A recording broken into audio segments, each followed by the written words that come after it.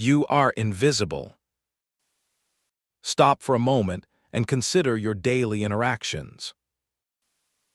You walk into a room, and it is as if you do not exist. You speak during a meeting, but your words vanish into the air before they reach the ears of your colleagues. You see others laughing, building deep connections, and climbing the ladder of professional success, while you remain stationary. You feel like a ghost haunting your own life. You likely believe it is because you are not talented enough. You tell yourself that you lack the natural luck that charismatic people possess. You think you were simply born without the social gene. You are wrong. It is not what you are lacking. It is what you are doing. Every single day, you are carrying silent habits that act like social poison. These behaviors are the silent saboteurs. They are invisible to you, but they are loud to everyone else. They kill your influence, destroy your authority, and push people away before you even open your mouth to say hello. In this video, we are going to examine the 7 habits that are secretly destroying your social life. We will go deep into the shadows. We will look at the symptoms of your failure, the painful consequences of your current path, and the exact cure that will transform you into a person of power and presence. If you want to stop being a ghost, you must listen to every word. The first habit is born from a good intention. You want to be liked. You want people to think you are friendly. Because of this, you have adopted the habit of the instant smile. The moment you make eye contact with someone, a stranger, a boss, or a friend, you flash a wide, bright smile. You do it instantly. It is a reflex. You believe that by smiling more, you are creating a bridge. You think you are showing the world that you are a kind and open person. However, there is a dark side to this habit. When you smile too quickly, the human brain perceives it as a lie. It looks like a mask you wear to hide your true intentions or your nervousness. It appears mechanical, like a flickering light bulb in a dark hallway. Because the smile did not take time to grow, it feels as though you give that same smile to a wall, a dog, or a person you dislike. It lacks soul. The consequence is that people do not feel welcomed by you. They feel suspicious of you. They instinctively pull away. You lose your social value because your warmth feels cheap and unearned. You become just another face in the crowd that no one truly trusts. You must learn the delayed response. This is the hallmark of the truly confident. When you meet someone, do not smile immediately. Instead, look into their eyes for 1 full second. Stay still. Then let a warm, slow smile grow across your face, as if it is a direct result of seeing them specifically. This tells their subconscious mind that your joy is exclusive to them. It makes the smile feel earned and genuine. It transforms a mechanical mask into a powerful human connection. The second habit involves how you use your body in a room. When someone approaches you to speak, you acknowledge them, but you do it poorly. You turn your head to look at them, but your body stays pointed elsewhere. Perhaps your feet are pointed toward the exit. Perhaps your shoulders are still facing your computer screen or your lunch. You keep working or looking at your phone while you talk. You think you are being efficient. You believe you are showing that you are a busy, important person who does not have time to waste. In reality, this is a silent insult that cuts deep. By not pivoting your body, you are signaling that the person is a distraction rather than a priority. You are telling them, without words, that you are looking for a reason to leave. You look like a ghost that is already halfway out of the room. The consequence is a total lack of intimacy and trust. People will stop coming to you with their best ideas. They will stop inviting you into their inner circles because they feel you are never truly there. You are physically present, but socially absent. You are losing the chance to build loyalty because you refuse to give people your front. You must practice what is known as the total pivot. When someone speaks to you, you must stop everything. Stop typing. Put down your phone. Turn your feet, your torso, and your face directly toward the speaker. Give them your full physical front. This movement is a powerful signal of respect. It tells the other person that, for this moment, they are the most important person in your world. It builds instant loyalty because you are giving them the rarest thing in the modern world: your total, undivided presence. The third habit is the restless eye. While you are listening to someone, your eyes are constantly moving. You look at your phone every time it vibrates. You look at the person walking behind the speaker. You look at the clock on the wall or the menu on the table. You believe that as long as your ears are hearing their words, your eyes are free to roam. You think you are multitasking and staying aware of your surroundings. This habit is a social death sentence. It makes the speaker feel small, boring, and insignificant.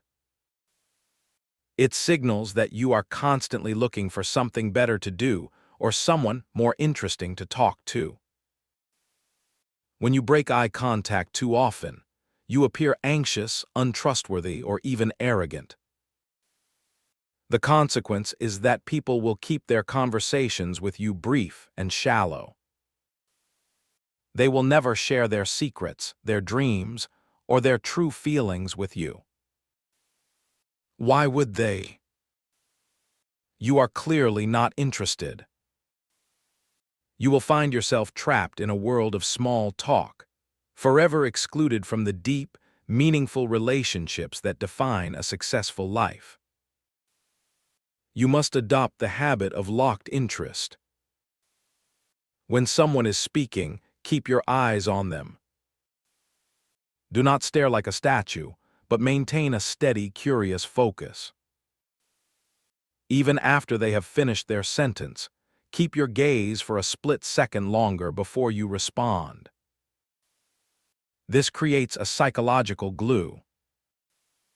When you do look away, do it slowly and thoughtfully, as if you are processing the importance of what they just said. This makes the other person feel significant. It makes you appear wise and deeply attentive. The fourth habit is the inability to remain still. You are constantly moving in small, nervous ways. You tap your pen on the desk. You bounce your leg under the table. You adjust your collar, play with your hair, or click your watch. You believe these are just harmless habits or the result of extra energy. You think no one is paying attention to these tiny, repetitive movements. You are wrong. People notice everything. Fidgeting is the primary language of the insecure and the weak. When you move constantly, you are broadcasting to the entire room that you are uncomfortable in your own skin. It makes you look like a subordinate who is waiting for permission to exist. The consequence is a loss of authority. If you cannot control your own hands, how can anyone trust you to lead a project, a team, or a company? Leaders do not wiggle. Leaders own their space through stillness. By fidgeting, you are leaking your power every second. You are inviting people to overlook you and disrespect you. You must master the art of stillness. When you are in a social situation, imagine your body is grounded like a great oak tree.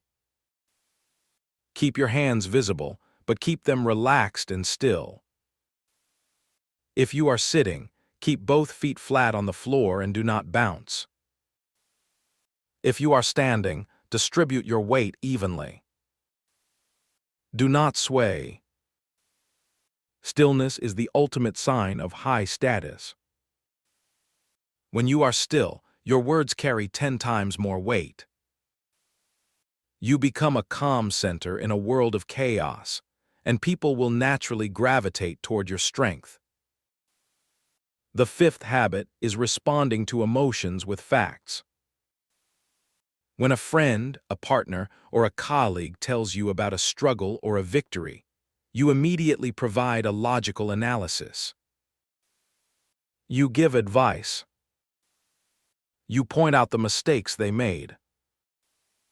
You offer a to-do list to fix their situation. You believe you are being helpful. You believe that the purpose of human conversation is to solve problems and exchange data as efficiently as possible. You are building a wall of logic that is shutting people out of your life. Humans are not computers, we are emotional creatures. When someone shares a struggle, they are usually not looking for a manual, they are looking for a mirror. The consequence is that people will start to see you as cold, robotic, and disconnected. They will stop sharing their hearts with you. They will think there is no point in talking to them. They do not understand. Your relationships will become nothing more than professional transactions. You might be successful on paper, but you will be deeply lonely in reality because you have prioritized being right over being connected. You must practice emotional echoing. Before you offer a single piece of advice, you must reflect the emotion the other person is feeling.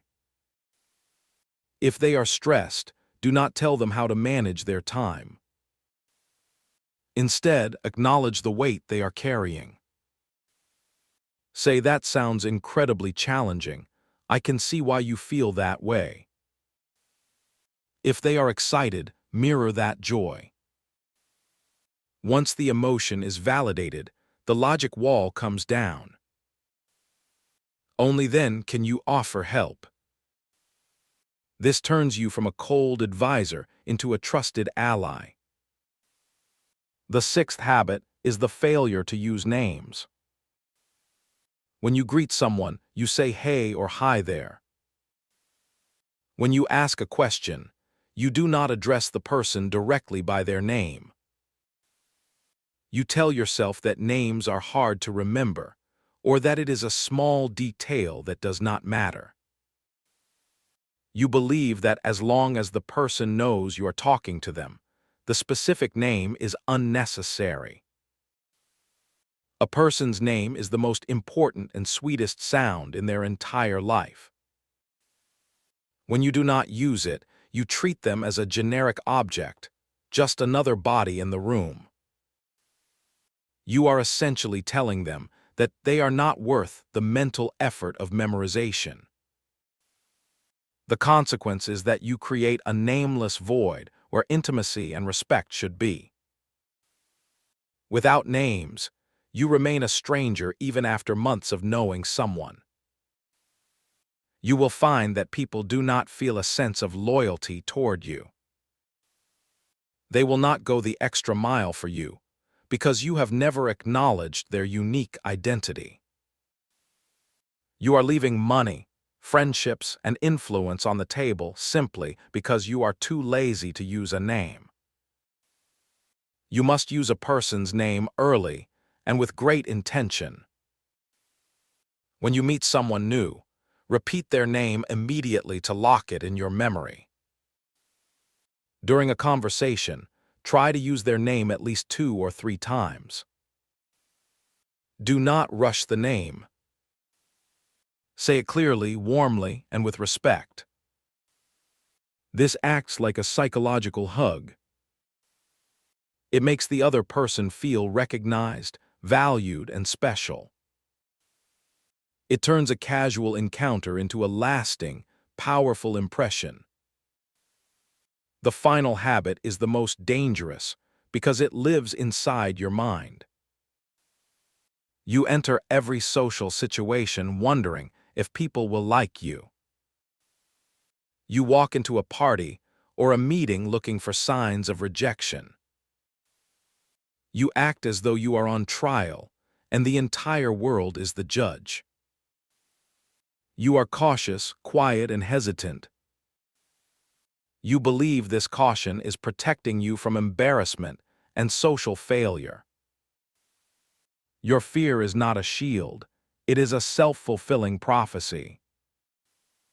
Because you are afraid of rejection, your body language becomes stiff, your voice becomes shaky, and you look unapproachable. People see your discomfort, and they react with their own discomfort. They do not dislike you yet, but they find you difficult to talk to. The consequence is that people avoid you, which confirms your fear that they do not like you. This cycle continues until you stop trying altogether. Your caution is the very thing that is pushing people away and killing your social life. You must adopt the habit of universal approval. Before you enter any room, you must tell yourself a productive lie. Everyone in this room already likes me. Act as if you are meeting old friends who admire you.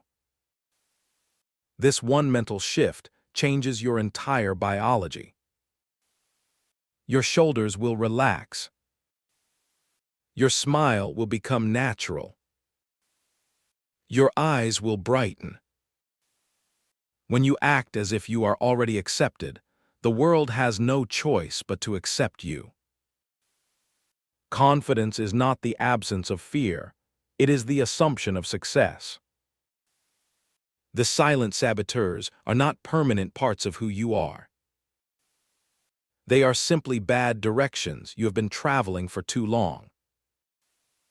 But you have the power to stop. Today, you can choose to pivot. You can choose to be still. You can choose to see the soul of the person in front of you.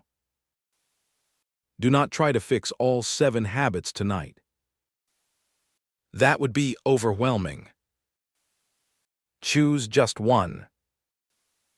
This week, master the slow smile. Next week, practice the total pivot. The week after, learn to sit in stillness. As you remove these social poisons one by one, you will find that the world begins to open up to you in ways you never imagined. People will seek your company. Opportunities will find your door. You will no longer be a ghost. You will be a person of presence. You will be the light in the room. It is time to stop killing your social life. It is time to start living it. You have the tools. Now go and use them.